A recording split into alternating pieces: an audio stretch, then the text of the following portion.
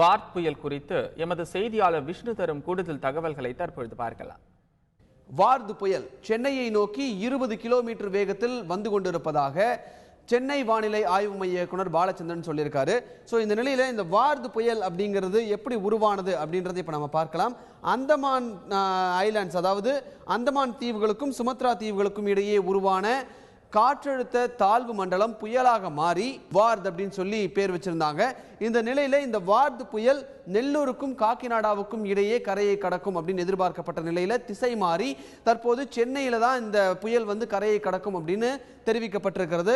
இதன் காரணமாக சென்னையில, அதாவது காஞ்சிபுரம், கடலூர், பாண்டிச்சேரியான இடங்கள்ல வந்து அதிக மழை பெய்யும் அப்படின்னு சொல்லி சென்னை வானிலை ஆய்வு மைய இயக்ககம் சொல்லியிருக்காங்க.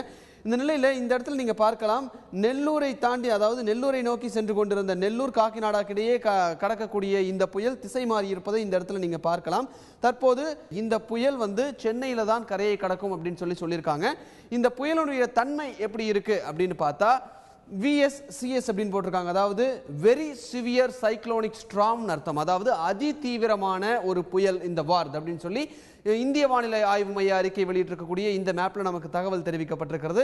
இந்த புயல் வந்து கரையை கடக்கும் பொழுது இதே தன்மையில தான் கரையை கடக்குமா அப்படின்னு கேட்டா கிடையாது, வலுவிழக்கும் அப்படின்னு சொல்லியிருக்காங்க. தற்போது அதிதீவிரமா இருக்கக்கூடிய இந்த புயலினுடைய தன்மை வலுவிழந்து சிவியர் சைக்ளோனிக் ஸ்டார்ம், அதாவது தீவிர புயலாக மாறும்.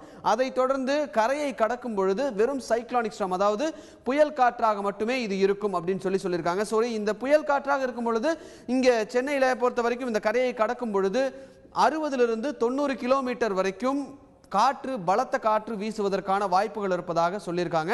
இது எப்ப நடக்கும் அப்படின்னு பார்த்தா காலை, அதாவது இன்று காலை 11 மணியிலிருந்து மதியம் 1 மணிக்குள்ளாக இந்த புயல் வந்து கரையை கடக்கும் அப்படின்னு எதிர்பார்க்கப்படுகிறது. இதன் காரணமாக மக்கள் பாதுகாப்பாக இருக்க அறிவுறுத்தப்பட்டிருக்கிறார்.